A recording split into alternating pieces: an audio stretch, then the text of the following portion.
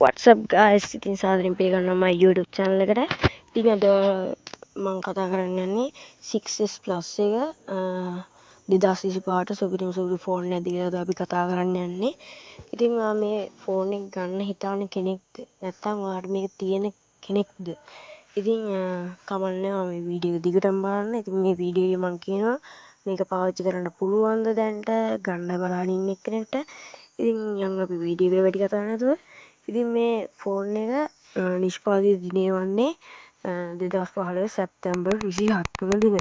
ඉතින් මේකේ දැනට මම ඉක්මනට කියන්න.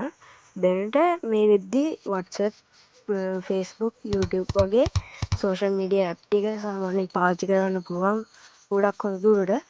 ඉතින් මේක සාමාන්‍යයෙන් හොඳට අතට කම්ෆර්ටබල් සුපිරි ෆෝන් එකක්. ඉතින් 6s Plus එක කියන ෆෝන් එක මේක හුරු බුහුටු චූටි ෆෝන් එකක්. තනි අල්ලට ගත්ත හැකි, තනි ඇති මේවර ගත්ත හැකි.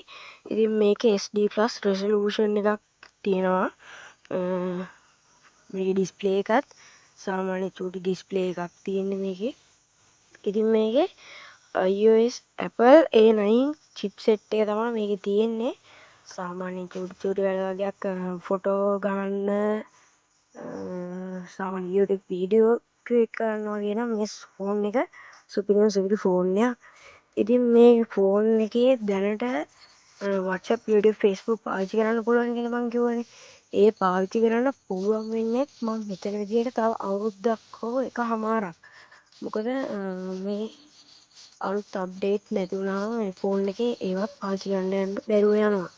ඉතින් ගොඩක් අයට දැනගන්න ඕන එක ඒ හේතුව තමයි මේක WhatsApp එක හදන්න පුළුවන්ද බැරිද කියලා. දැනට පුළුවන් 2025 වසරට පුළුවන්. 2026 වසර වෙනකොට මේක පාවිච්චි කරන්න පුළුවන් වේද කියලා හරියටම තාම කියන්න බෑ. ඉතින් මේකේ Free Fire, PUBG, Call of Duty වගේ සාමාන්‍ය ගේම් ටිකක් ප්ලේ කරන්න පුළුවන්. හැබැයි මේ ෆෝන් එක ගොඩක් හීට් වෙනවා. මං හිතන්නේ මේ ගේම් ගහන කෙනෙක්ට නම් සෙට් වෙයි කියලා. මොකද මේක ෆෝන් එක හීට් වෙනත් එක්ක බැටරි ඉක්මනට බහිනවා. මේකේ පොඩි බැටරි කැපැසිටි එකක් තියෙන්නේ. ඒ හින්දා මේ ෆෝන් එක පැයක් වගේ ඒ වගේ ඔබනකොට ෆෝන් එක ඕෆ් වෙන්න වගේ බලනවා. ඉතින් මේ ෆෝන් එකේ වර්ෂන් කිහිපයක් ඇවිල්ලා තියෙනවා. ඒ තියෙන වර්ෂන් ගැන කතා කරොත් ඉතින් මේක ඇවිල්ලා තියෙනවා 2GB RAM එකක් සහ මේ 16GB ROM එකක්. ඊට පස්සේ 2GB හැම එකම ඇවිල්ලා තියෙන 2GB RAM එකක්. ඊට පස්සේ 32GB ROM එකක්. ඊට පස්සේ 64GB ROM එකක්. ඊට පස්සේ 128GB ROM එකක්. ඉතින් මං හිතනවා ඔයා මේ ෆෝන් එකක් මිලදී ගන්න ඉන්නවා නම් ඔයාට හරියන්නේ සාමාන්‍යයෙන් 64GB ROM එකක් හරි 128GB ROM එකක් හරි. මොකද මේ ෆෝන් එකේ නැත්තම් ස්පේස් පොඩ්ඩක් මදි ගතියක් තියෙනවා.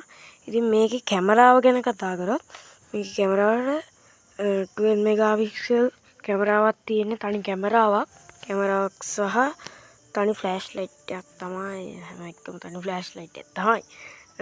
තනි කැමරාවක් තමයි මේක ඇතුළත් වෙන්නේ. එහෙනම් අද අපි ගින් එන්නම්.